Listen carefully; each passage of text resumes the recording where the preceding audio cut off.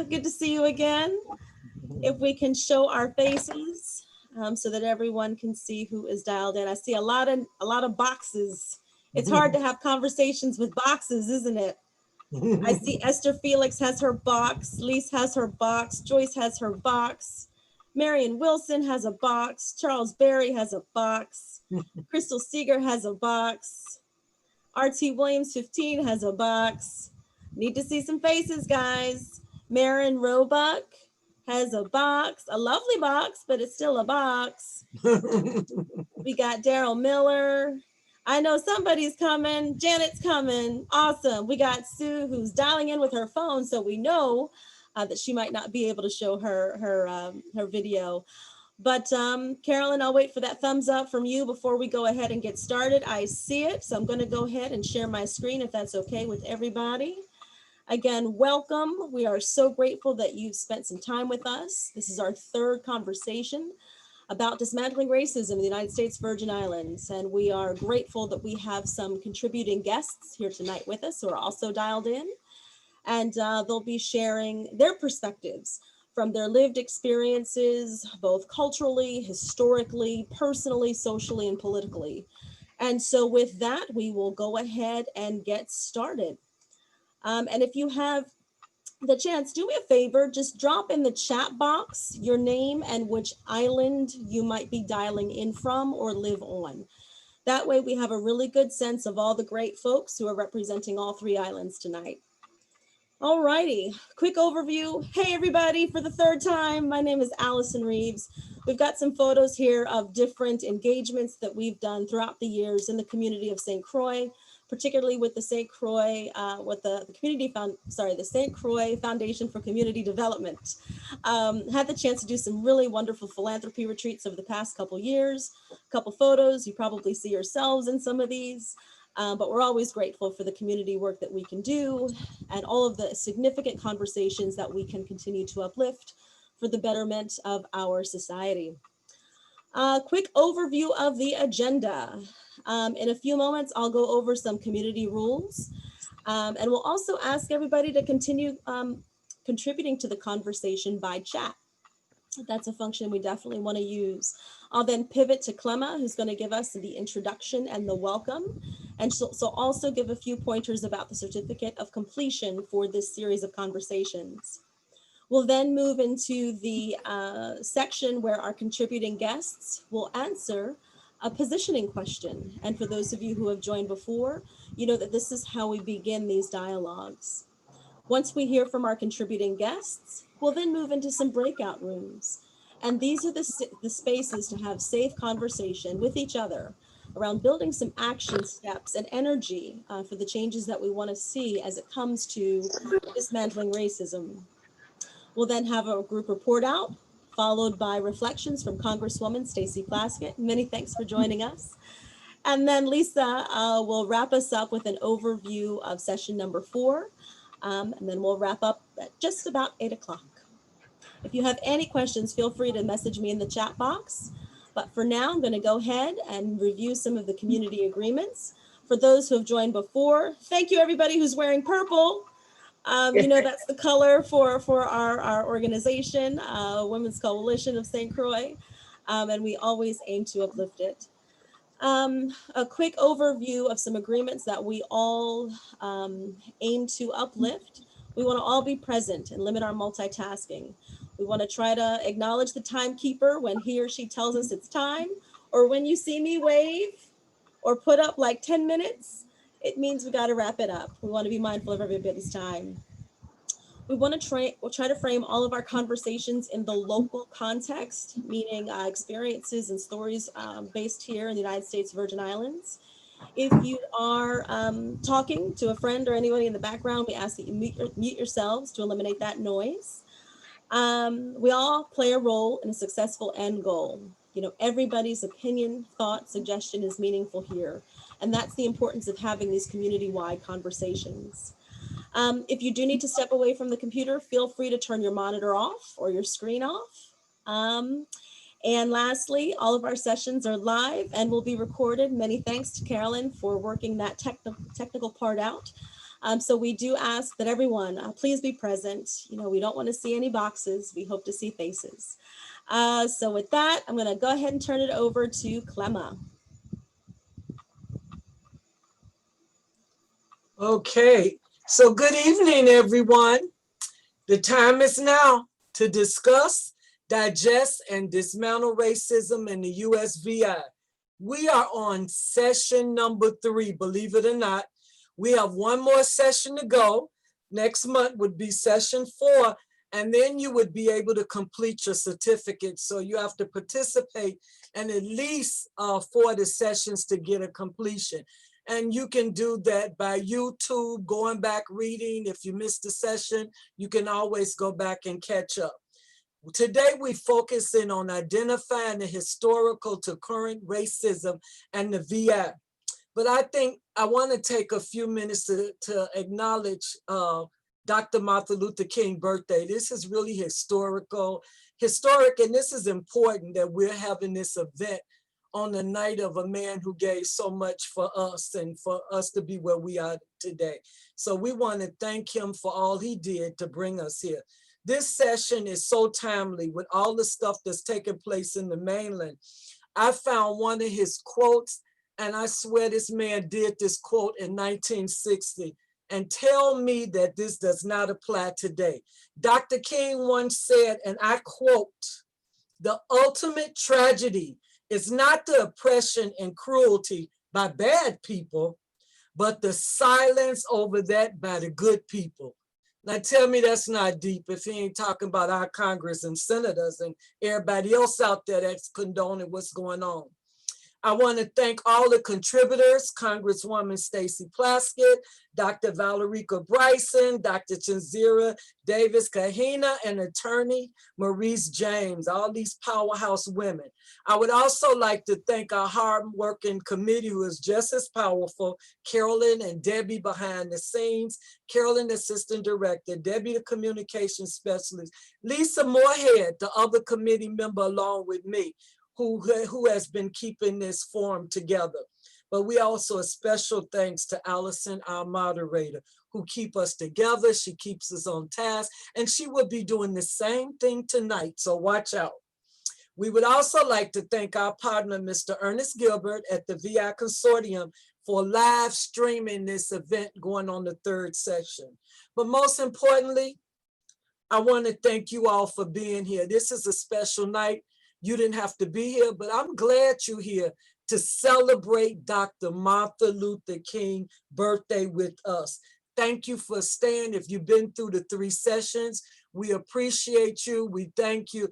Remember, it's all about peace, love, harmony, and working together.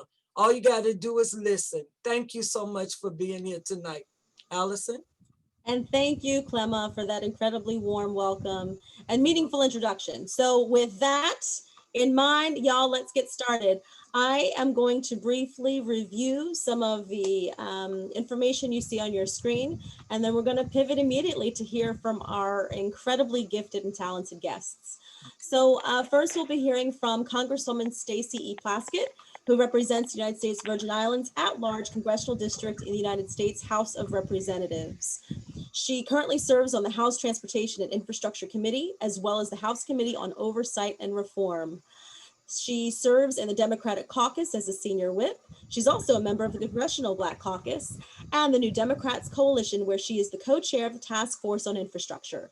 The Congresswoman is a co-chair of the Congressional Caribbean Caucus. Many thanks, Congresswoman, for joining us. We also have Dr. Valrica Miranda Maria Bryson, who was born in Oranjestad, Aruba. She's a proud graduate of St. Croix Central High School and the University of the Virgin Islands, where she's been an adjunct professor of music on the Albert Sheen campus for 7 years. Dr. Bryson is a proud parent and grandparent and has raised 3 of her nieces and a nephew. Full and beautiful household.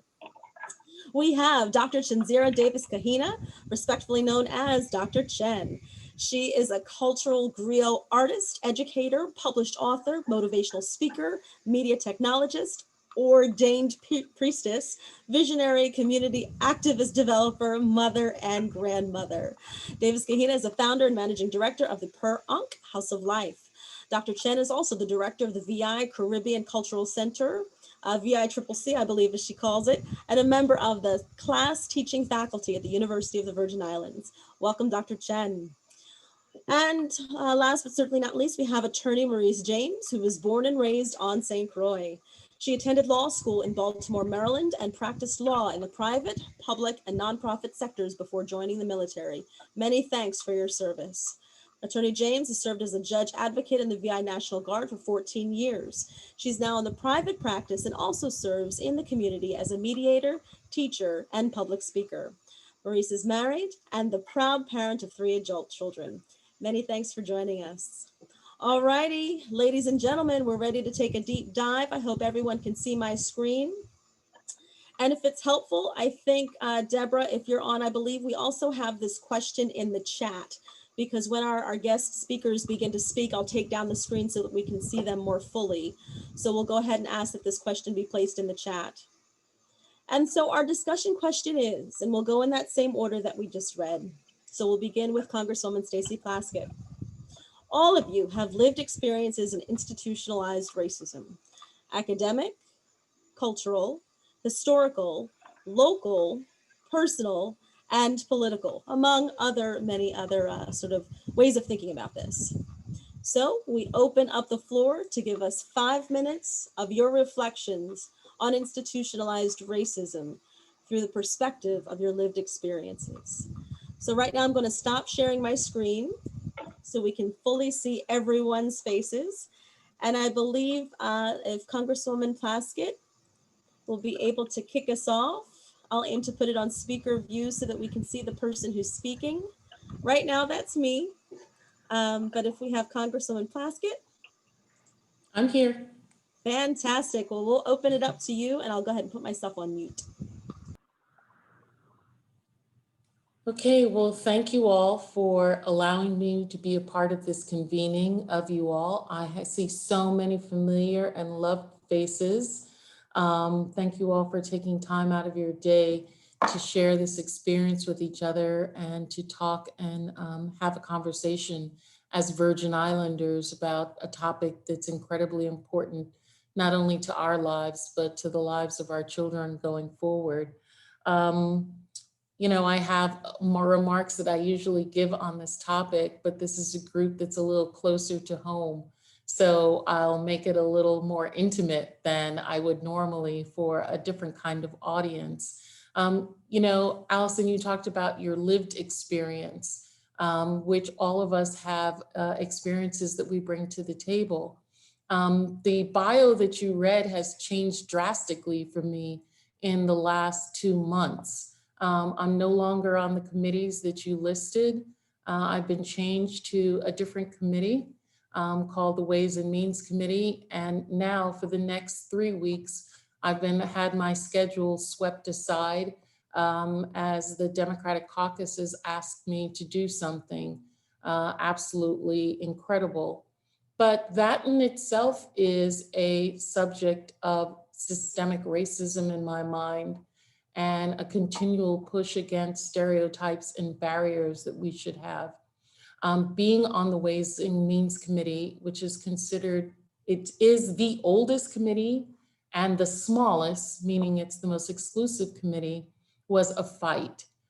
Because in the 1970s, if you can believe it, the leadership of Congress got together and said that a member of a territory could never be placed on Ways and Means. One, because Ways and Means, being the most exclusive committee, has the most authority and power over the thing that is most important, money. It is the committee that sets all of the revenues for the United States, determines what our tax laws are, customs and trade agreements. And they said people who do not have a vote for president and don't have a vote on the floor shouldn't be on the Ways and Means Committee. Additionally, I'm only the 4th Black woman who has ever sat on this committee.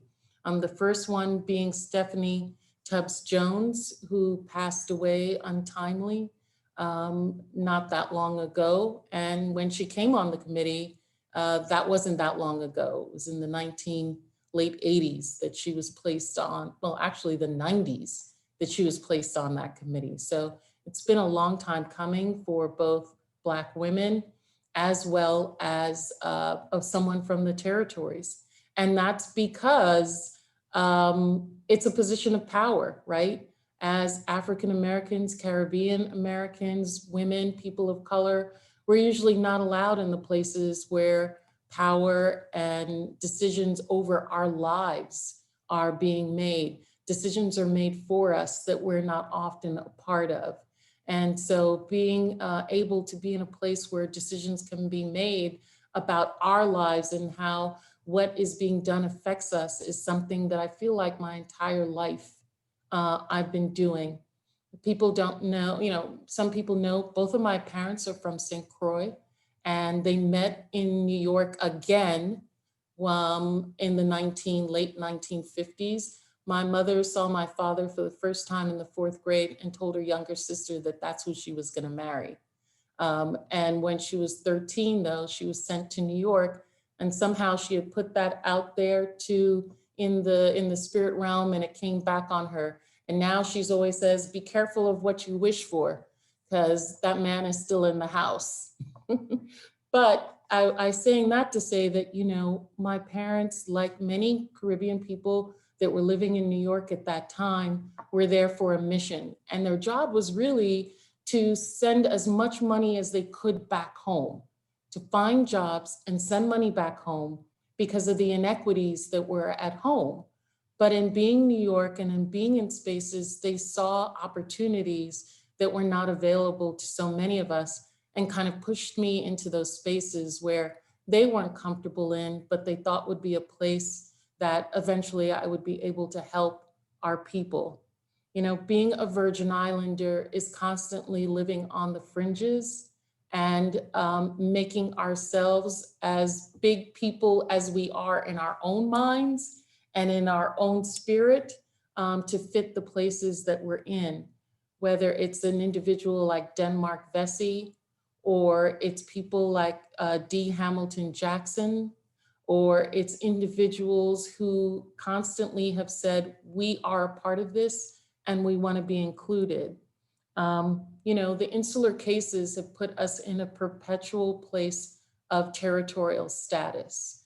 The insular cases, which were decisions made in the early 1900s by a Supreme Court and a justice who had actually written a couple of years before, Plessy v. Ferguson, which said separate but equal, meant that Virgin Islanders, Puerto Ricans, and others would always be kept in a second-class citizenship because they said we were alien races, savages who cannot understand Anglo-Saxon principles of law, despite the fact that it was in fact a Virgin Islander who at his own writings created those principles of law in a constitution that he helped draft.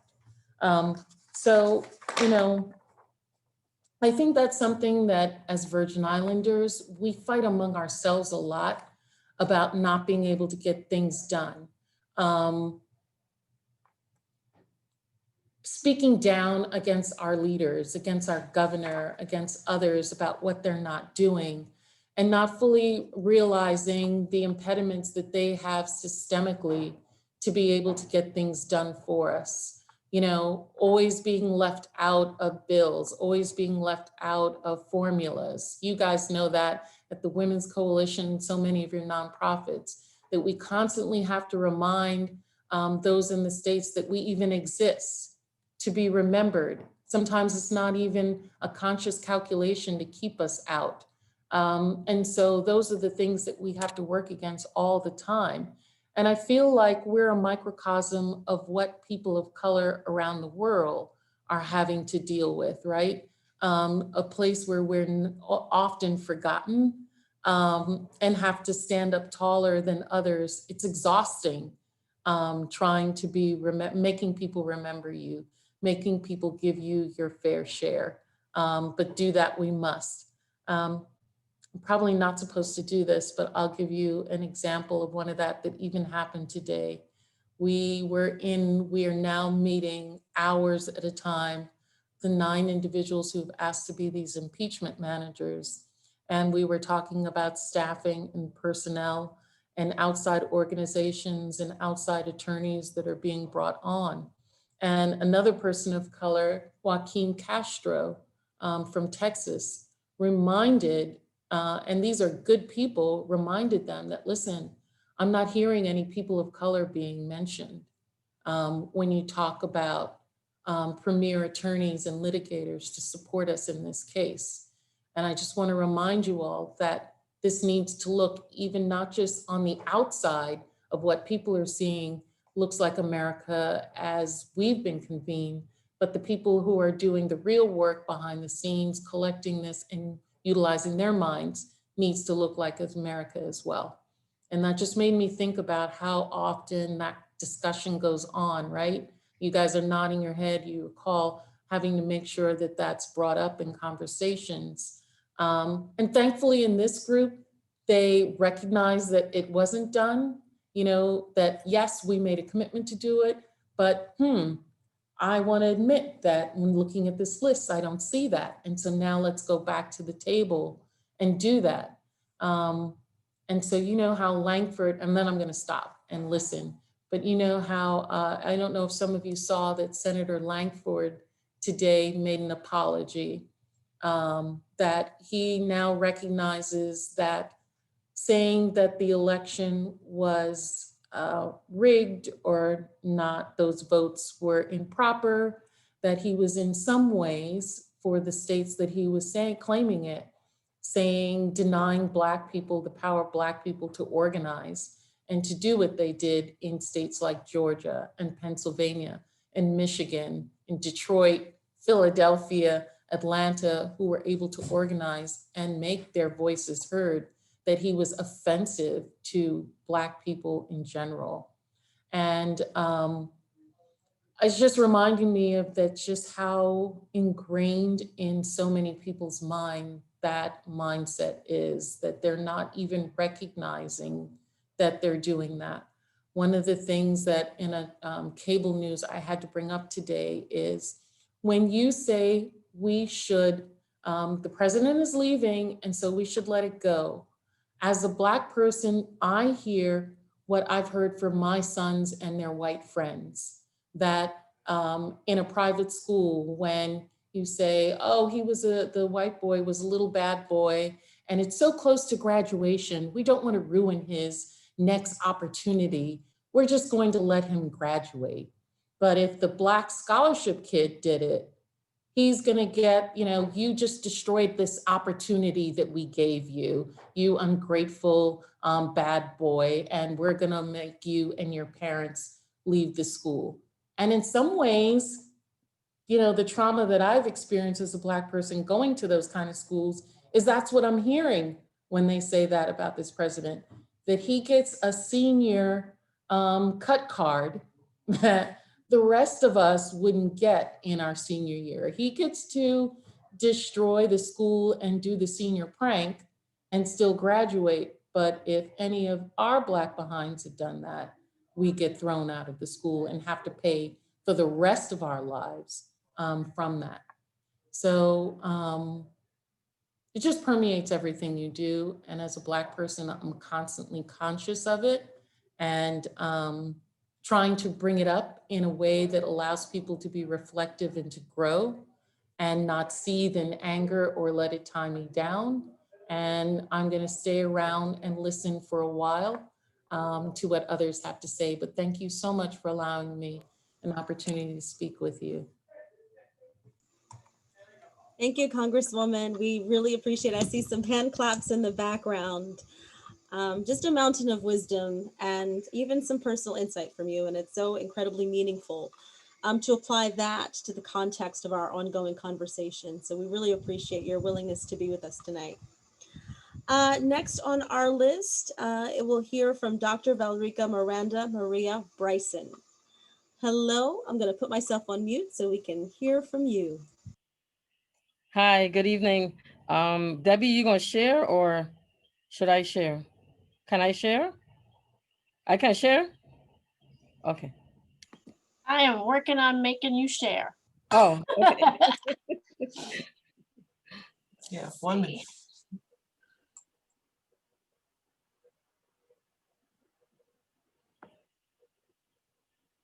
Actually, let me, if you're okay with it, Dr. Bryson, I'll I think share. she can share. I think she can share now. I just needed to release the permission. Oh, okay. It was on my end.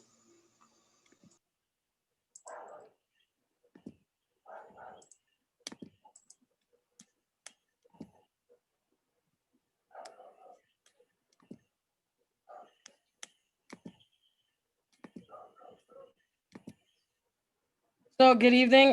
The topic this evening, identifying historical current racism in the USVI. And I'm going to talk about how racism impacts us culturally, the historically, culturally. And I am Dr., as you heard, Dr. Valrica Miranda Maria Bryson.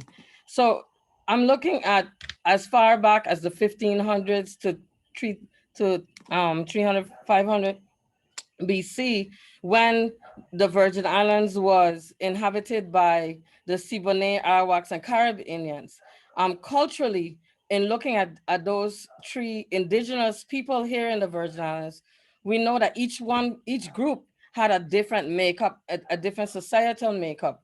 And in the end, the Arawaks had the highest societal makeup here in the Virgin Islands. If we go to the North Shore, to Salt River, we'll see that there are a lot of artifacts that you can find on the North Shore from the Arawaks. And if you go to the West End, you'll find a lot of artifacts from the Siboney Indians. And then if you go on the eastern end of the island, you'll find a lot of artifacts from the Carib Indians.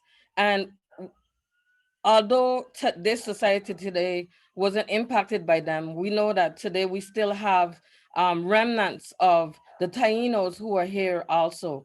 So moving on, culturally, when we see the Europeans coming into the Virgin Islands, we see a change because the Europeans brought their ideologies as to how mankind is supposed to have lived.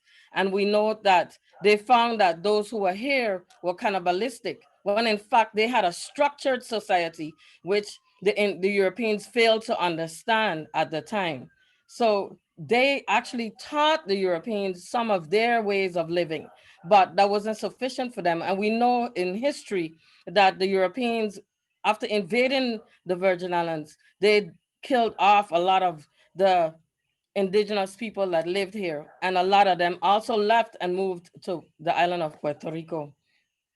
Then we look at not only the Spaniards that came to the Virgin Islands, but we could look at the English, the Dutch, and the French. And we also had the Knights of Malta here, and they brought a different focus to the Virgin Islands, impacting those who were here in the Virgin Islands. At the time, between the 1600s and 1670s, we know that's kind of the beginning of slavery and the slave trade, the middle passage.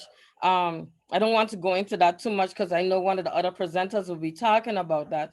But that had an impact. Those colonizers coming to the Virgin Islands had an impact with the time that they were here on the culture of the Virgin Islands, bringing their cultural aspects, the English, the British, bringing the reading, the Dutch. They brought a lot of means of cooking and cleaning to the Virgin Islands. So that brought a different aspect to the Virgin Islands. And then the French, we know that St. Thomas more so were impacted by the French colonization, where we still have the French living in Frenchtown in St. Thomas. We have a huge amount of people that live in St. Thomas that are of French descendants. Then we look at what we had Denmark here, and we had Denmark here for, I guess, the longest period of time in our history. And they too had a very significant impact on the Virgin Islands historically. When the Danish rule came, they came with the slave trade intended. They came with the idea of the sugar plantations and making money for Denmark. So the people that lived in the Virgin Islands that were enslaved were used for profit for Denmark, not really for them themselves. They were truly subservient to the people of Denmark. And then we know, again, the African slave trade, that played a huge impact on Virgin Islanders. We know that on the island of St. Croix, let's say we had more than 7 or 8 plantations, and slavery had a real impact on the people of the Virgin Islands. And we could also look at who was here in the Virgin Islands at the time, because in terms of the sugar plantations, making money for the Danish, we had people that were being brought up from Antigua, St. Kitts, and people that were leaving the Virgin Islands to go to islands like Santo Domingo to produce cane and, you know, for the Spaniards who were there. And then between 1848 and 1917, we know that we had the labor riots. We also had emancipation, which made Virgin Islands proud and stand against what was going on with them here in the Virgin Islands. We often hear of the three queens, Queen Mary, Queen Solomon. We talk about them and we revel them because we know they stood up against what was going on with Von Scholten and the impact that that had on the people of the Virgin Islands in terms of labor, in terms of monies making. We have songs that are sung up to this day, talking about, you know, making 10 cents a day and not making enough money. We can also look at Bordeaux, who was really a strong push for Virgin Islanders at the time. And, you know, emancipation was brought about. And I'm looking at the panel and I'm seeing a lot of women here this evening. And again, we have such a strong impact on the culture of the Virgin Islands, the historical culture of the Virgin Islands. The women played a significant role at the time when it came to being, you know, fighting against what was wrong and right in the Virgin Islands. And then finally, we come to between 1917 and 2021, when we become the Virgin Islands of the United States, when the United States purchased the Virgin Islands from Denmark. And I think if we're looking at what has happened culturally to the Virgin Islands during this time, we've seen a huge change. We've become so Americanized. We look at St. Thomas. St. Thomas is a tourist site, you know, mainly tourism. We look at St. Croix. We had the oil refinery here on St. Croix. Again, all of this has impacted the Virgin Islands in one way or the other, in terms of how we talk, in terms of how we dance, in terms of how we communicate with each other. So throughout these years, we've seen a significant change in the culture of the Virgin Islands. Today, a lot of people feel that we're too Americanized. Some people feel that we've gone too far to the American, and we're doing everything American. We have McDonald's, we have Burger King, we have all of these things that come from away, and we've not embraced who we are. And we look down in Christiansted or look down in Frederiksted. How many local restaurants do we have? That's a part of our culture. How many people are there cooking the food of the indigenous people of the Virgin Islands, or even the slaves of the Virgin Islands? How many people are playing the music of the Virgin Islands, the Quail Bay? How many people dance in the quadrille of the Virgin Islands? So we see that as well. And I think something else that has impacted the Virgin Islands is the amount of people that came into the Virgin Islands. Everybody coming in with their own background. We have a lot of, let's say, groups in the Virgin Islands. We have groups, the St. Lucia have a group. The Dominicans have their own group. We have people from Grenada that's formed their own group. We have people from Trinidad and Tobago that have owned their own groups, you know? So we don't see that unification. And a lot of people talk about that. There's a separation of all of these people. And when we talk about racism, I really don't like the word racism, but when we talk about racism, we look at how some of the Virgin Islanders have not totally embraced people from the rest of the Lesser Antilles. And that has been another problem. I think there's a lot of racism that goes on between people of the Virgin Islands and people from the Lesser or Greater Antilles. And that's something that we need to also work on to change. We also need to change our mindsets about African Americans. I think there's another group of people that we look at differently, because They come from America. They're not from the Virgin Islands. Yes, we are under the United States flag, but we don't embrace African Americans as much as we embrace anybody truly and totally. So, just to culminate, there's a lot of growth that needs to happen in the Virgin Islands, and it's not a matter of the color of the skin of people. It's not a matter of it being Caucasian, Caribbean people, Virgin Islanders, or even the next generation. We need to start to heal culturally before we can move on to make a difference with the impact of what's going on with racism in the Virgin Islands. And that concludes my presentation.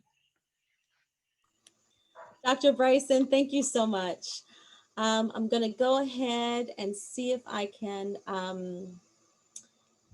get the screen back. Okay, fantastic. We really appreciate your personal insight, your academic approach, and your meaningful geographic overlay of how racism is felt and experienced. And so thank you, Dr. Bryson, for that. We're now going to hear from Dr. Chen. Dr. Chen, hi. Greetings. Can everyone hear me well?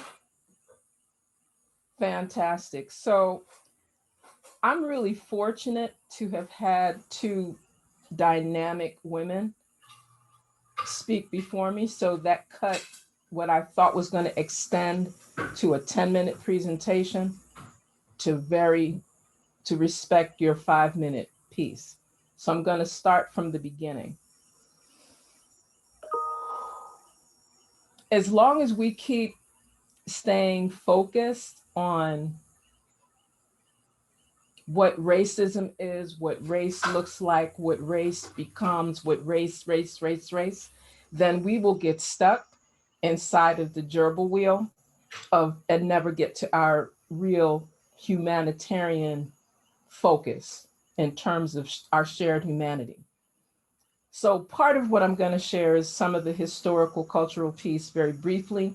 I was asked specifically to speak of it in the diasporic format so that we can first and foremost be comfortable in how we present ourselves as Virgin Islanders. If some people are saying USVI, however, the legal name is Virgin Islands of the United States, that in of itself creates another vortex for people to create divisiveness using race. And I'm going to use my example. So growing up in the Caribbean, being socialized in the 48 for a moment, and then returning to the Caribbean, racism, as we define it in terms of persons utilizing and or abusing their power and authority based on what people refer to as privilege, which more correctly is license. There's nothing supreme in, quote, white supremacy or Black supremacy. And when we start to have this conversation in the Virgin Islands around race, a lot of times the most persons can come up with is what happens when you go into a store and how people watch you and your children versus how they may watch a tourist that appears to be a Eurasian, even if they might not be, because we've mixed up persons' race, ethnicity, nationality. It's very easy to do, especially in the Caribbean, because everybody has a little bit of everybody, right? So I'm going to start with a particular framework so that the things that I'm sharing and hopefully in our breakout sessions, we can at least incorporate this framework that comes from a pulse model, yeah? Pulse, people using language skills effectively. So I want to focus on GHOST, gentle, honest, open, specific talk. I'm going to say it again, gentle, honest, open, specific talk. And the reason I need to start from there is so that some of the things that will be said tonight may pierce. And I need for persons to do our best collectively so that the way in which we engage with each other is coming from a space of harmony and also from a space of bringing honest narratives, more honest truths to this discourse on race. Because many times we do not do that. We do like a gloss over and sanitize things until they're so sanitized we don't really get to the essential crux of the matter. So when we talk about the diaspora piece, and I'm speaking of the African diaspora here, the Virgin Islands, predominantly people of African ancestry, and granted, we've got ties to Eurasia, all over the earth, because the Virgin Islands has its own United Nations, which should be formalized in terms of representatives here, people that come in, pass through. And it's not only at the beaches where people tell people that you don't belong here. It is not only in the supermarket that people do that. It happens sometimes in the schools. Many times it happens in the schools, and it's so subtle that persons forget that some of the things that we speak of in terms of institutionalized racism, they're so set that they feel innate. So persons don't even acknowledge them. They don't even recognize that someone is actually speaking down to them because of their complexion, right? And then we take it to another level in areas that were discussed in previous sessions, where we start getting into an area of bias and prejudice and discrimination. We always try to find a way to sever our collective shared humanity. And in this course tonight, we're going to highlight this piece on institutional racism. So I'm going to kind of go back to 1920s for a moment, because there's a website that I like for persons, and I will be putting all these links in the chat, A People's Historical Journey to Self-Determination. And it's a group of Virgin Islanders that most of the time elect to be anonymous for obvious reasons, because they're putting up a variety of information, links, treaties, articles, reflections, videos about what has happened around this conversation, not only racism, but the institutional and the systemic forms of oppression that have impacted the Virgin Islands and that are directly connected to what has happened pre and during the transatlantic enslavement trade process. And then what took place afterwards with this really vicious form of colonization, right? And so, because we already know that part, we're going to go to some things that were said by persons that had leadership positions. In this case, a naval governor. Quote, Virgin Islanders, a quiet and humble people, should not be allowed to rule themselves for 100 years. And when so, should be done under white rule, for there are militants among them. Unquote. Not my words. This is coming from Naval Governor Sumner Eli Wetmore Kittel in the newly created Virgin Islands of the United States, 1922. So when you come from that framing, and that's what the leadership had intended, from a time where there was a transfer, a purchase of not only the land, but of the people as well, right? Whether we can discuss that and debate that till forever. But at the end of the day, there were certain criteria that already put in place this type of institutional racist structure. So it interfered with the very core of education, interfered with the very core of business and development. It interfered with the very core of even worship, on who went to what church where, and who was elite enough to be in which ministry. We need to be real honest with that. And that comes across the history and the review of literature about the Virgin Islands and even in the wider Caribbean. If we look at the fact that we're still struggling in 2021 to have a more organic relationship with the wider Caribbean, where most of our family, friends, and colleagues come from, and we're still kind of up island, down island, and calling people, all of that is an integral component of some of the remnants of this institutional racism and its tiers of bias, discrimination, prejudice, and all these other talons. I refer to them as like little fangs that just kind of wrap and try to do like a raptor, ripping up our very core of our shared humanity. I also think it's very powerful when we talk with the diaspora. This is my third point, and I'm just about closing because I really want us to get to the group discourse, is that we are in the 7th year of the International Decade for People of African Descent. And all I'm going to ask, don't even do it by a show of hands, because it might be frightening. How many people knew that the United Nations designated January 2015 to December 2024 for the International Decade for People of African Descent, with an entire focus on recognition, justice, and development for people of African descent. And a lot of the work was done from non-governmental organizations, of which the Virgin Islands, as quiet as people think Virgin Islanders are, a lot of it came from Virgin Islanders. The agitation, the papers, the green papers, white papers, research, outreach, consortia, conferences, seminars, everything was coming from a number of different interests to address some of these conversations around institutionalized as well as systemic racism. And it's important that we recognize that this is not new. This is not a only from Black Lives Matter or even from just the Black Power movement. This has been something that has been festering and allowed to grow and develop. And it's only when we gather and we do what? Embrace gentle, honest, open, specific talk. And I will add something with action, that we can actually unfurl this layer of historical, cultural, academic forms of what people are calling racism. And again, we're using these terms because English somewhat limits our ability to start to speak of it in other ways. It's another form of terrorism to our very core of our humanity. If you're judging or passing favor on a person by their complexion, and you're limiting them from their ability to what? Pursuit of life, liberty, happiness, those wonderful things we speak about. So my final point, and it was because of what was just shared earlier, is that sometimes we overlook that there are some imbalances to how we look at our brothers and sisters in the CARICOM nations, in the non-English speaking Caribbean.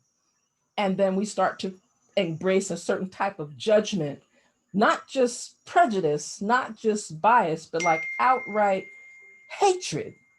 And that hatred becomes so putrid, so toxic, that it actually unfurls another layer of these institutional and systemic forms of racism that persons overlook customarily. Because I've heard people say race doesn't exist, it's a man-made construct. I got that. And it's so man-made that if I kept my mouth shut in the middle of Beverly Hills at a particular time of the day, I will get arrested, like I did when I was in grad school at Pepperdine, for sitting thinking I could just hang out on the road for a moment in Beverly Hills as a grad student, and had to show graduate student ID, license, passport. You don't look like you're from here.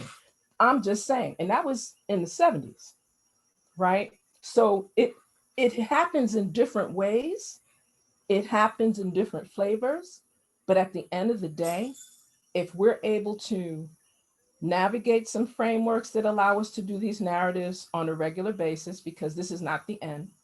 Two, we need to explore ways that we can establish, really integrate some undoing racism. I'm pulling on something that's already trademarked, but there's a host of other programs that facilitate our ability to gather and to undo some of these institutional and systemic racist practices in our own, start with self, and then let it kind of ripple away. And then it also allows for us to do restorative justice work, where we're reclaiming our community harmony. Like I call it just RCH, reclaiming our community harmony. And there's a variety of organizations that are here. And I'm looking forward to when we begin these breakout sessions, what we will gather, we'll be able to glean over some other solutions to really move this forward. But just remember the ghost, because sometimes we say things and it comes across, and I know because I've been called sword. So I'm saying it from a place of my own experience.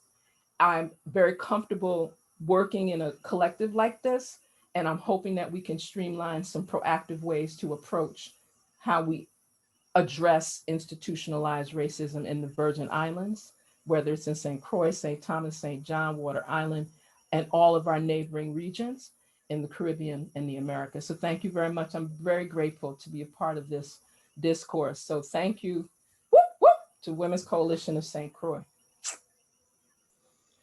And thank you, Dr. Chen, our beloved professor, academician, and major community educator. You've given us a word tonight, and we appreciate you. And we look forward to working with you as we continue these incredible conversations. We're now going to hear from our fourth and final speaker of the evening before we go into breakouts. We'll hear from attorney Maurice James. Good evening, everyone. 40 years ago, I attended the inceptive meetings in the Florence Williams Library that would lead to the formation of the Women's Coalition. Those meetings influenced a speech that I gave in May 1981 that ended with the quote, "A man of quality is not threatened by a woman for equality." I marched down King Street and served as a victim advocate before leaving for law school in 1983. 40 years later, I can change the words to say a person of quality is not threatened by another seeking equality. Most people who are born and raised in St. Croix will tell you that they never experienced racism until they went to college. And in college, my friends were from the VI, and I attended Caribbean parties and reggae concerts.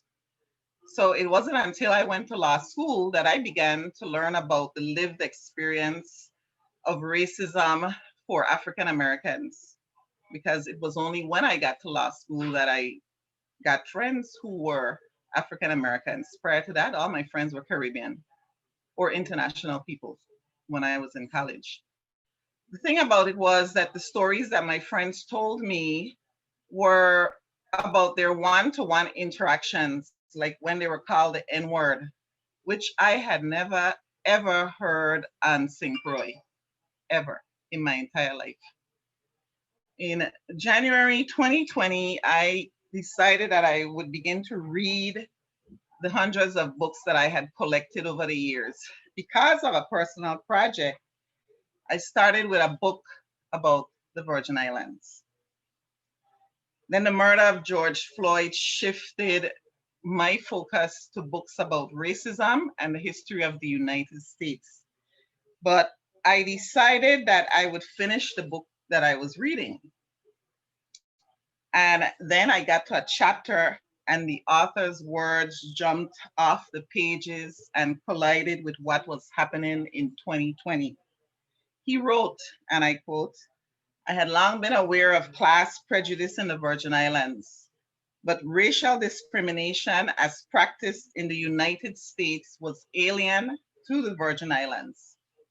However, with the entry of white Americans to live here after World War II, race relations began to change. A preliminary investigation showed that discrimination based on race was being practiced by certain real estate agencies and social clubs, more or less located in St. Croix." I was like, what? And he went on further to identify the St. Croix Country Club in Frederickstead and the tennis club and Penny Beach Club in Christiansted.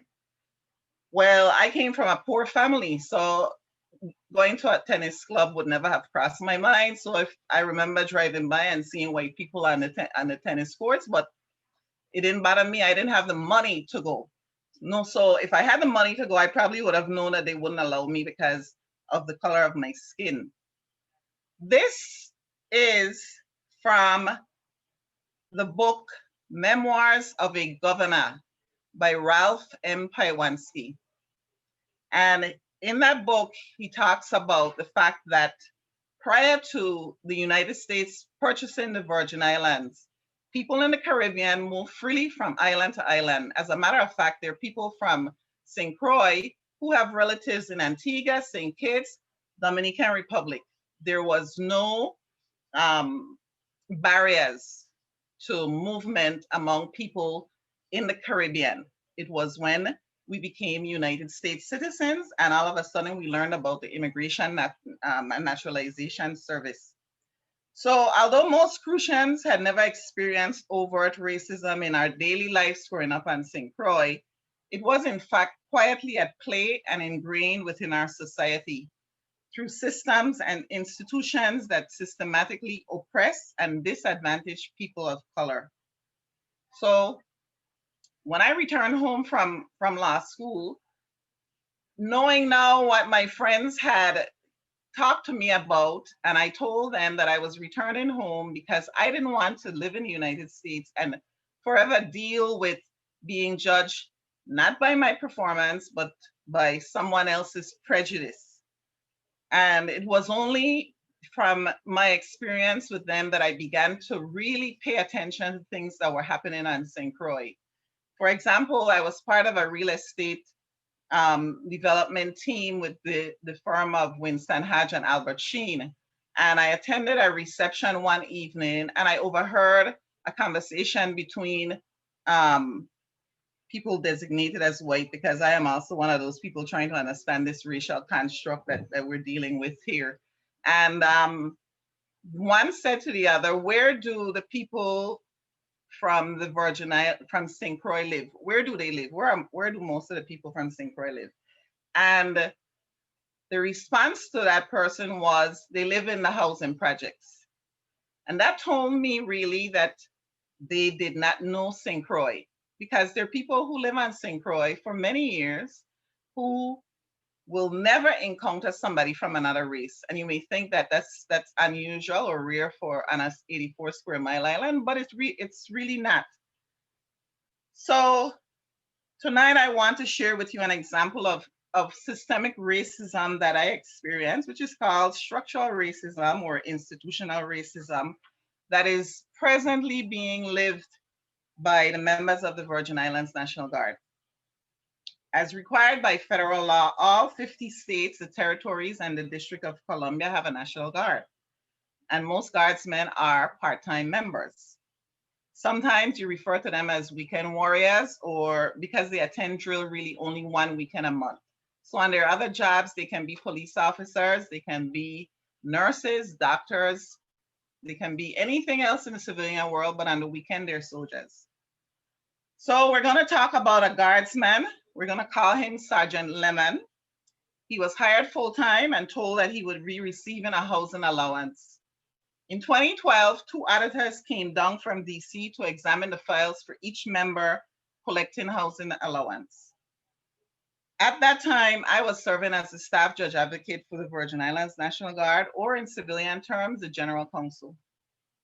The lead auditor said to me when he opened Sergeant Lemon's file, "How can Sergeant Lemon afford to own a house worth $400,000?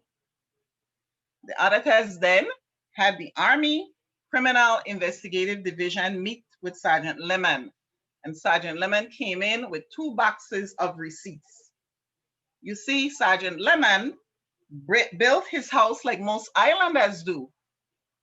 First, you build the apartment on the bottom floor, brick by brick. You move in, you stop paying rent, and then you build the top floor for your family. And he had built 2 apartments on the bottom and a 5-bedroom, 3-bath on the top floor. But it was built over several years while he was in his civilian job and with the help of family and friends. And they could not understand it. And to this day, they still don't. So here's the rub. You can only be reimbursed for what you bill if you take out a loan. You cannot be reimbursed if you use your own cash. Now, does that make sense to you? Even if you have every single receipt for every cent you spent. So the $200,000 of cash receipts that he had over the last 10 years, he was one of those people who kept all his receipts. And there's some of us like that, I do that. Could not be used in calculating his housing allowance. And this is where the discrimination is. Guardsmen serving under the same program like Sergeant Lemon in the 50 states and the District of Columbia receive their allowance outright. They don't have to provide anything. It's simply based on their rank. So even if they got a house that they inherited, they still receive the allowance, even though they didn't spend 1 cent in purchasing that house. I really don't have enough time to tell you other requirements that were imposed on our guardsmen, but after reading about tactics used in the United States to prevent Black people from voting, like asking them how many bubbles are in a bar of soap before they can vote, it is clear to me that VI guardsmen are in the same boat, really, being discriminated against, even though they serve, they have the same training, they go overseas, they do everything like their counterparts in the 50 states and DC. That's economic injustice and inequity that our guardsmen face, an injustice that I have tried to collect while still in the Guard. And because I too was moved by the fact that tonight is Martin Luther King's birthday, I'm just going to sum up by saying this is how I feel right now. He said, I admire the Good Samaritan, but I don't want to be one. I don't want to spend my life picking up people by the side of the road after they have been beaten up and robbed. I want to change the Jericho Road so that everybody has an opportunity for a job, education, security, and health. And in this case, I say housing and the money that comes with it so that our guardsmen can have a better quality of life. We can't keep, trying to,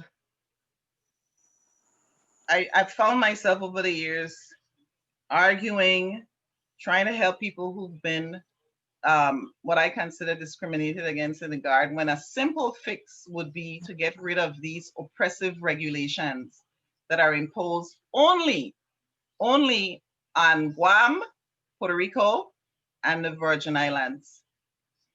And so I want to thank you tonight, and I hope you got something out of my presentation. And congratulations to the Women's Coalition on 40 years. You're still standing. Thank you, Attorney Maurice James. We really appreciate your intellectual analogy and the examples that you offered from the Guard around how racism has been internalized and felt and experienced. And we really appreciate your insight there. Thank you so much. You're welcome. So if I may, I'm now going to put our screen back up. I think we've heard from all of our speakers. And we're now going to move into our discussion spaces.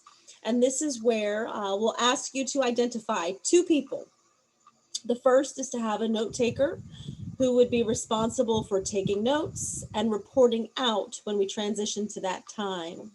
We'll also ask that each breakout room have a timekeeper, somebody who can keep you on target, because you'll see we have 3 questions and we'd like for you to spend a certain amount of time on each question. And this has usually worked for our first 2 webinars. We found that it worked really well.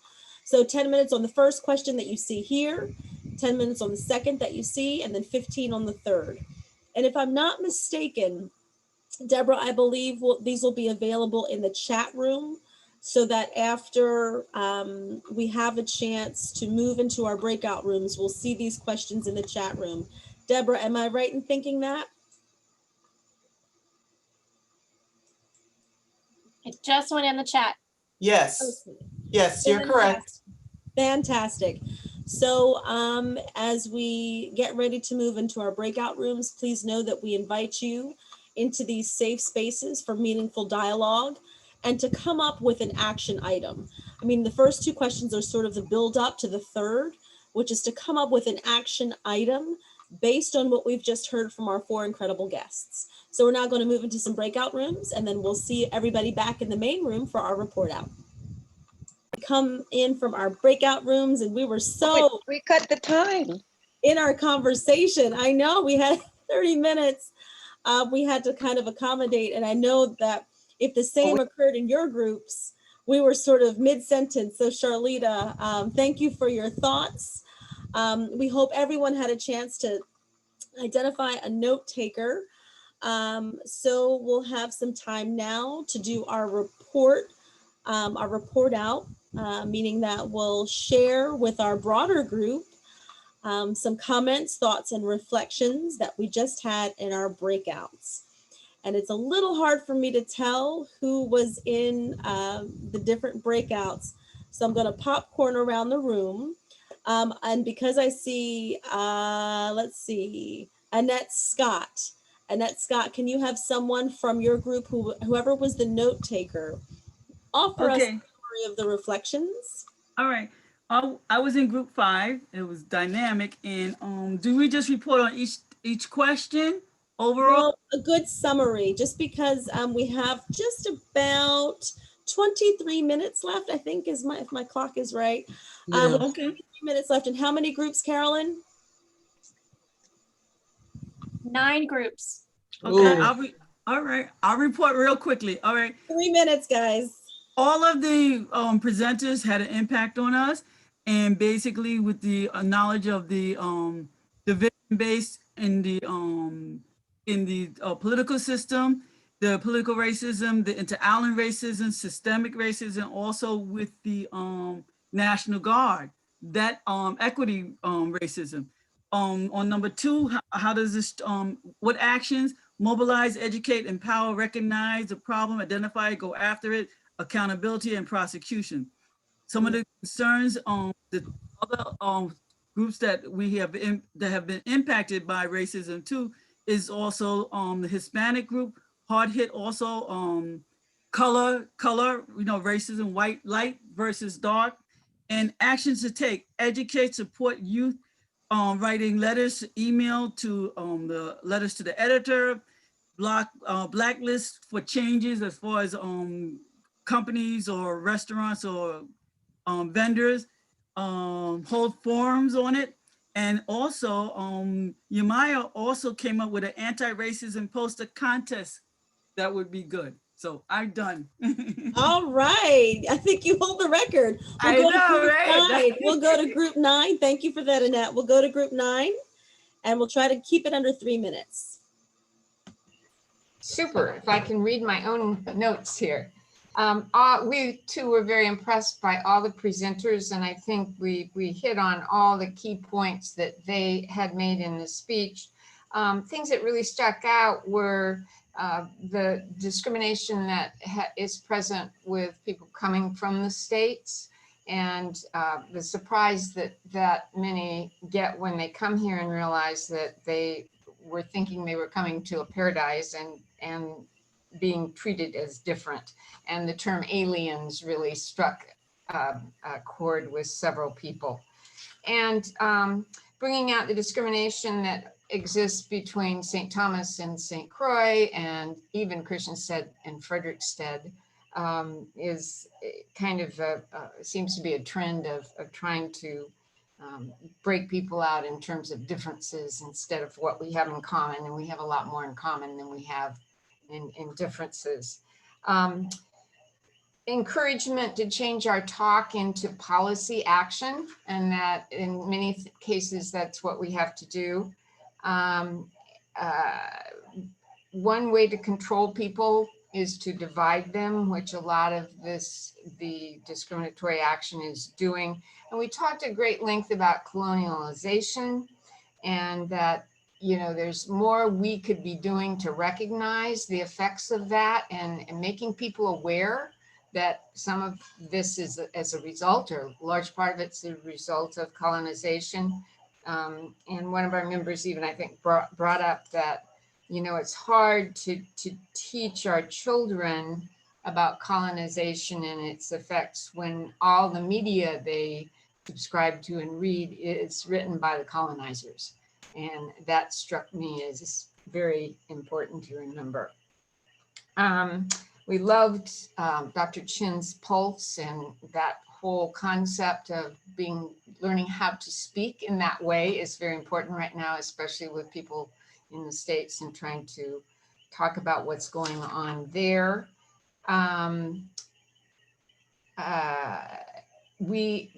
The dynamic, I think it's important. They pointed out in our group that it's important to realize the dynamic here is different than it is in the States. And here it seems to be group on group as opposed to just black, white, as it is in the mainland. And our action, we talked a lot about education and what can be done, not just teaching the history, which is woefully lacking in our curriculum, both VI history and the history of the United States, because a lot of our children aren't aware of what went on in the South and what went on in the North, and even in one case, the Civil War. And that we then need to have an action plan to go one step further beyond the history. What are we going to do about it? And what needs to be done to change those attitudes? A recommendation for a book called Wretched of the Earth, which I referenced in terms of the colonized youth and the effects of media on them, if you're interested in that. And I believe that's it. Excellent, Linda. Thank you so much. It's good to see you again. And thank you for your leadership as well. If we can hear from group 8, and I'll start my clock. We've got 3 minutes. We want to try to stay under 3 minutes. So group 8, who's in group 8? Our note taker. How do we know what group we have? Yeah. Nobody else said. I'm gonna say I don't know what my number. We're in one. We're in group 1. Oh, we're group 1. Yeah, Thank we're you, group 1. Thank you. Okay, so did anybody, who's in group 8, Carolyn? Do you have a list of names? Bryson's group is 8. Oh, okay, thanks. Thank you. So Dr. Bryson, is there anybody from your group who can report out? Yes. Ms. Israel? Yes, I can do that. Okay, so we had a really great conversation in terms of what struck us from the presenters was a lot about the historical perspective and how important that was, the insular cases, and also specifically the experience that resonated with one of our group members was the punishment in institutions, specifically schools on St. Croix. And then also, what else, systemic and generational effects kind of being a common thread throughout history with respect to the historical perspective. And how does that translate into action? Well, the main thing that we talked about was education and various forms of cultural, spiritual, learning more about traditional cuisine, teaching the insular cases in schools, teaching more about the definitions. The term alien came up as well and was sort of struck a chord that comes from how it was treated, how it was mentioned in the insular cases, which was really interesting for me to learn. And then also talked about how the dynamics are different here from in the States, and something that came up on the last session that I was on, where a lot of folks, the first time they feel like they experience racism is when they actually go to the States and never had experienced that really at home on St. Croix. So and then in terms of specific action items that our group was talking about taking, educating ourselves, listening to Mr. Moorhead's radio show on Thursdays, and what else? Teaching history.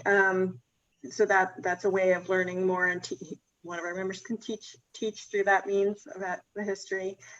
Being more aware of people's situations and taking into account others' perspectives, and being open-minded and trying to utilize those tools of pulse and the ghost, gentle, honest, open talk. So those were some of the things. I don't know if there's anything else, Dr. Bryson, you wanted to add that I might have missed. Keep going. Awesome. Okay.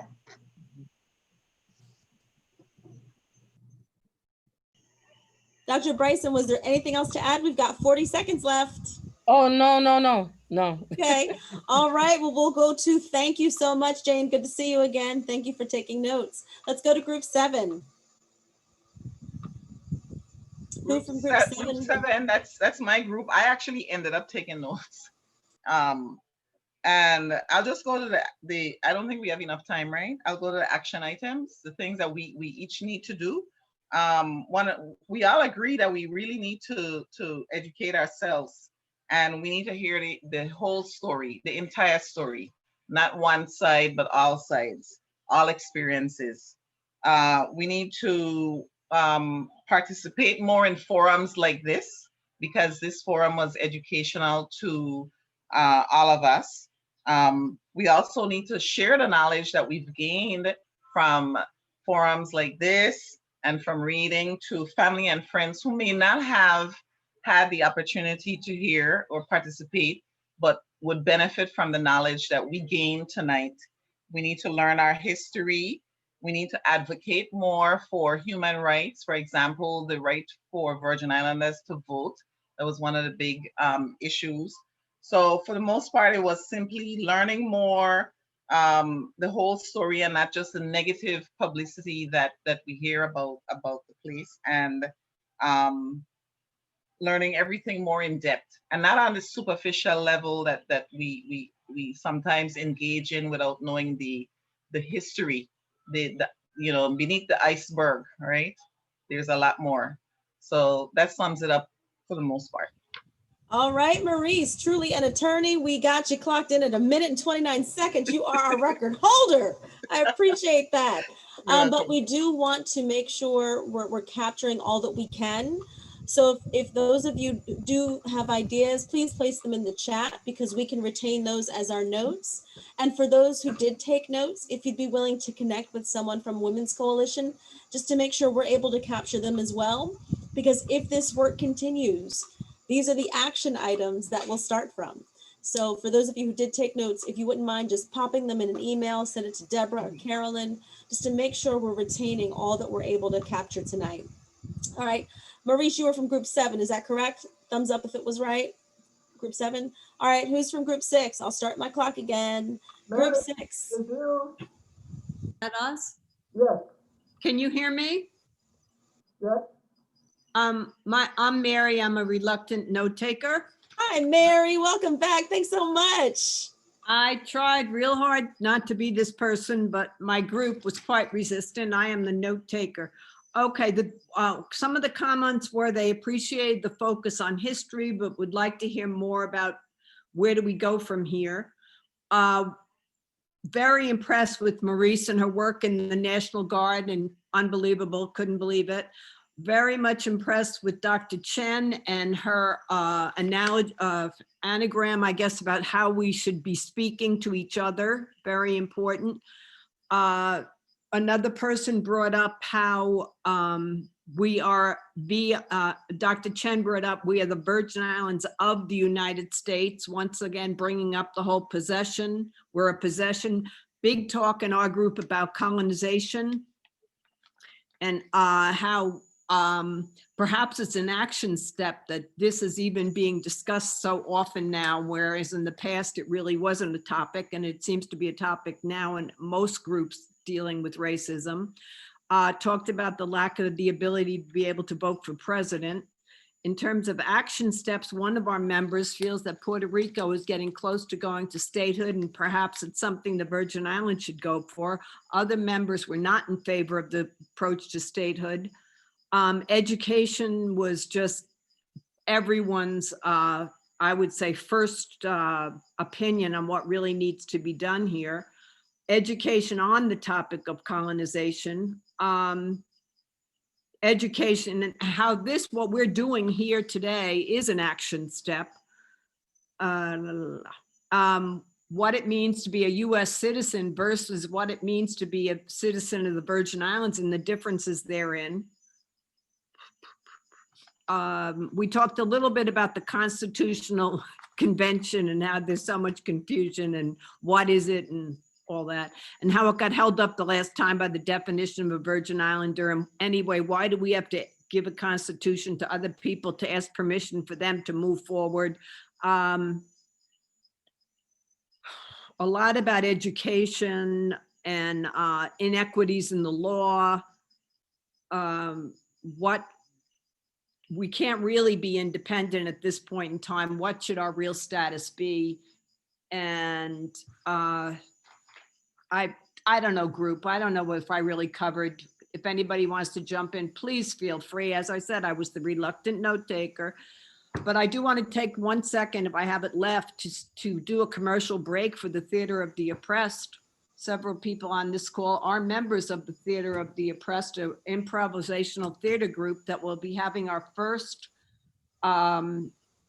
Zoom improv session on January 22nd, and you'll be hearing more about it. And it's another step to take in anti-racism.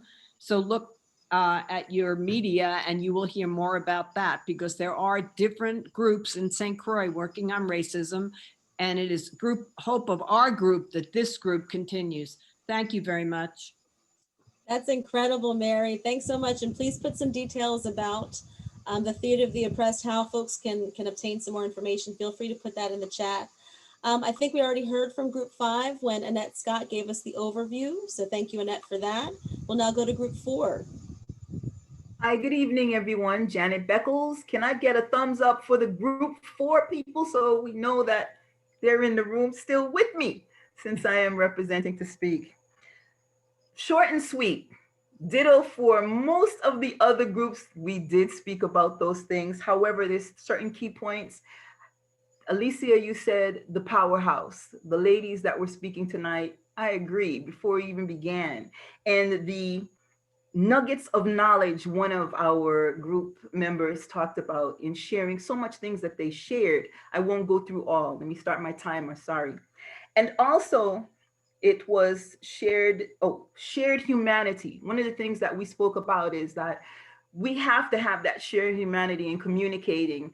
And another group member said, you have to work on yourselves. If you have a problem within yourselves, how in the world can you reach out, agree to disagree, or come to the table with a solution to what we're going through? Because if it's in here, it's an issue if you haven't dealt with yourselves yet. Also, for the how does the conversation translate into action, we're doing it now and we are continue doing it.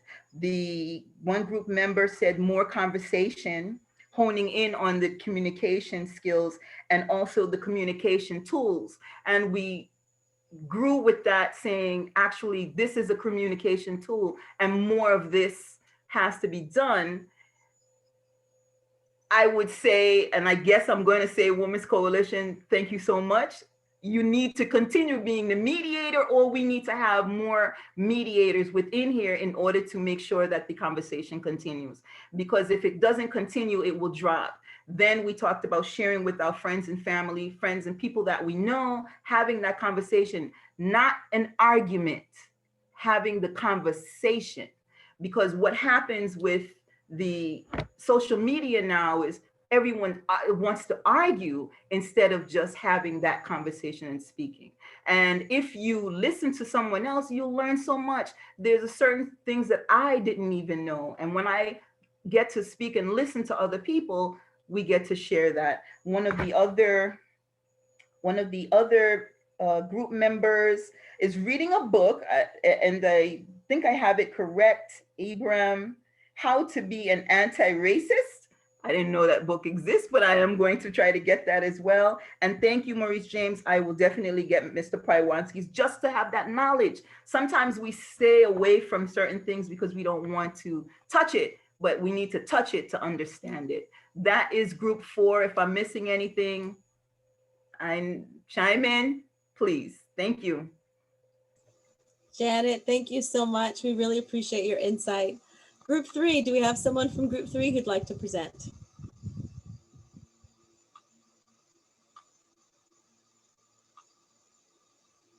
anybody know who's in Group 3? All right, we'll come back to Group 3. I'm sorry, I'm here. I was muted. I apologize. That was us. That was us, Kimberly Mills. Well, Group 3 had some great discussions. So much thanks to the amazing speakers. You were all amazing, and just really have to broadcast each 4 of those speeches out more broadly. So one of the things that came up in that discussion was relating to the discussion about the discrimination in the military.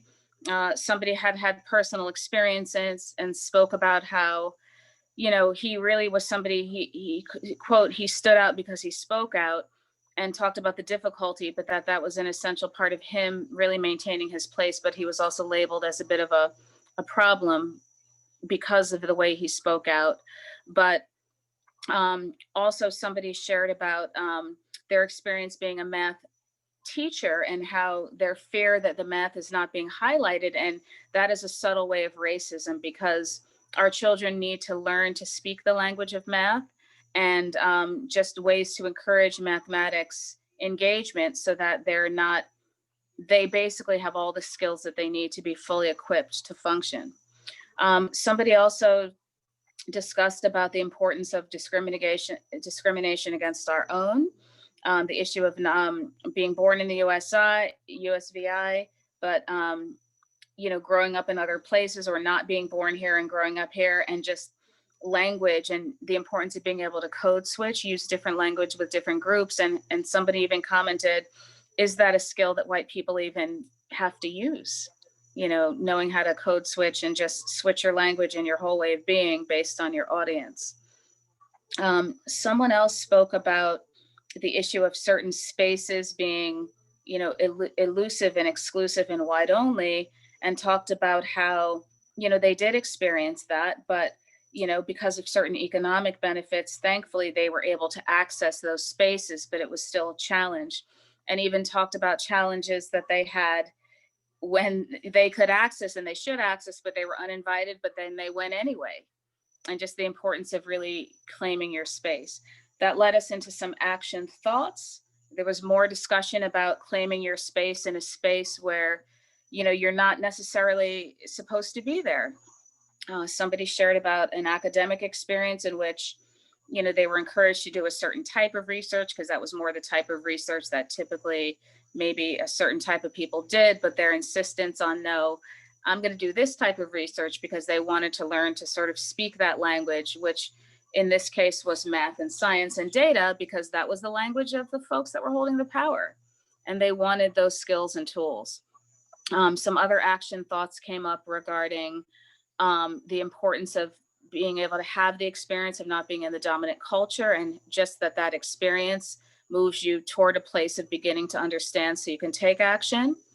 And then as far as specific action items, we talked about, somebody indicated the importance of organizing the youth into advocacy groups as early as the age of junior high school, and talked about how they move that forward by doing talks on radio shows and actually having an advocacy organization, and talked about the formation of a specifically youth advocacy organization. Another group member talked about creating a YouTube video about the importance of home ownership, saving money, historical discrimination, credit scores, and just the path to home ownership. And then beyond that, sustainability, so that, just as a way to really try to turn upside down these issues of disenfranchising people from the American dream.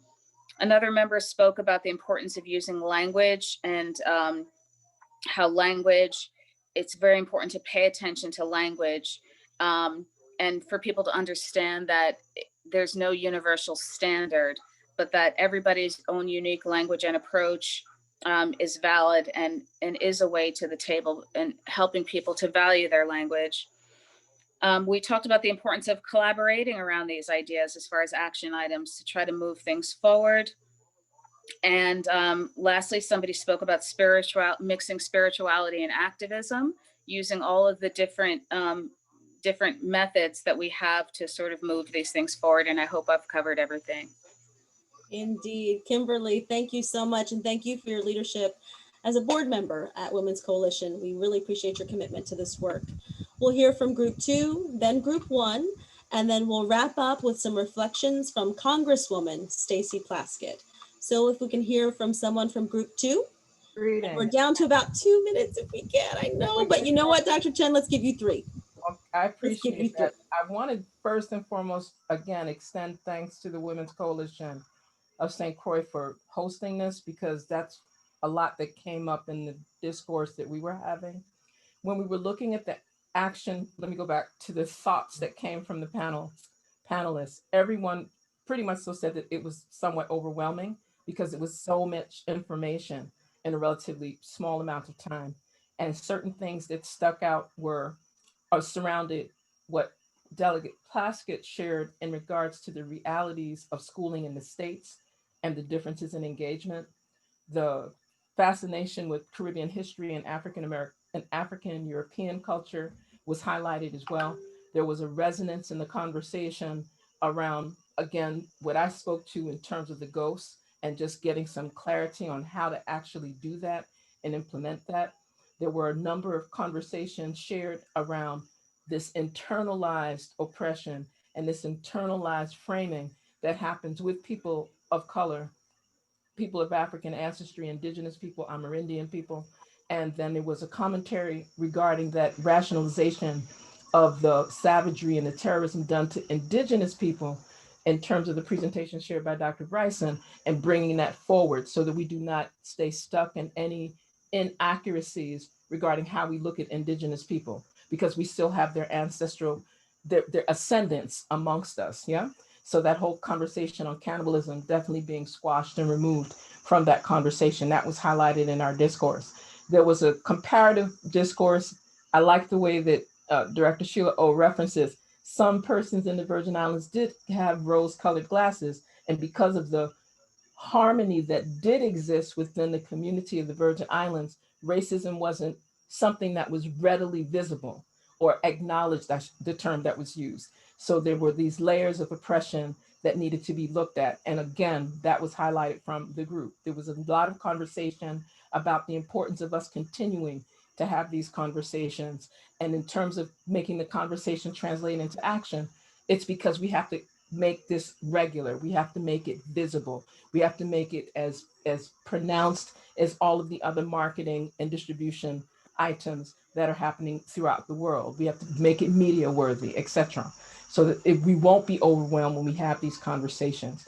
And then it was the discourse on the comparative piece, you know, in the Virgin Islands, 48 contiguous neighboring Caribbean islands, the type of racism that exists, whether we believe it or not. And just the fact that we need to admit that there is a problem to actually address this particular problem. If we don't admit it and acknowledge it and stay in a place of denial, then it's difficult to move forward.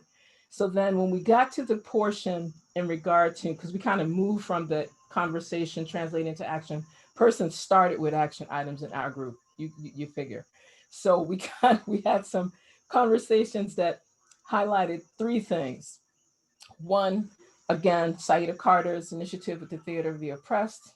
You know, people refer to some of it being similar to street theater in terms of having conversations using theater, arts, and culture to embrace our differences, as well as culinary arts exchanges, music, etc.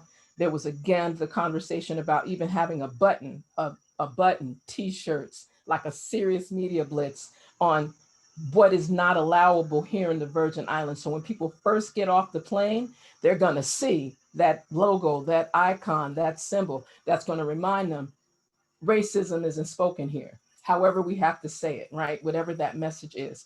And there was also another action piece of continuing the conversations and embracing the differing viewpoints and making sure that we recognize that we can not only look at the side from people of color, African predominant persons in the VI, we have to also look at the context and the perspective of the European Caucasian. I'm funny with that term white because I think of crayons, so work with me.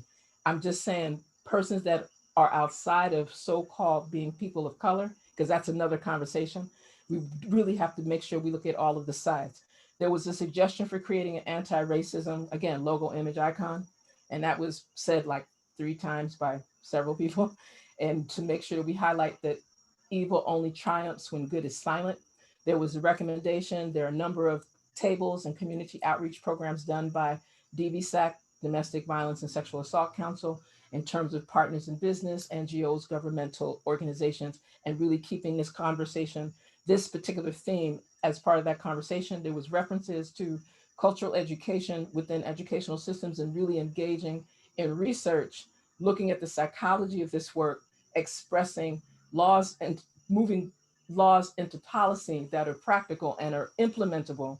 And then of course, the conversation on the history of comedy, the post-traumatic slave syndrome, et cetera, and to really shift beyond doing just a conference per se, but always have an actionable component, something that we can put in any higher education institution, school, civic group, church, et cetera.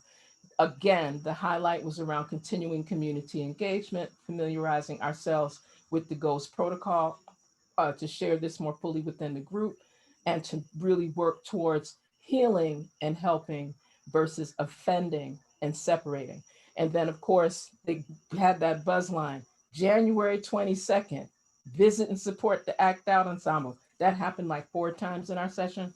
And then the recommendations that came from yours truly were just highlighting how we connect to these diasporic groups that can really assist the Virgin Islands in eliminating racism to the best of our ability in this lifetime. That's our goal. That is our goal. Thank you so much, Dr. Chen. Before we go to group 1, I do want to invite Congresswoman Stacey Plaskett to offer some reflections. I don't know if she was able to remain on with us. I know that she had to do another call around the same time as this call was ending. Is the Congresswoman still with us?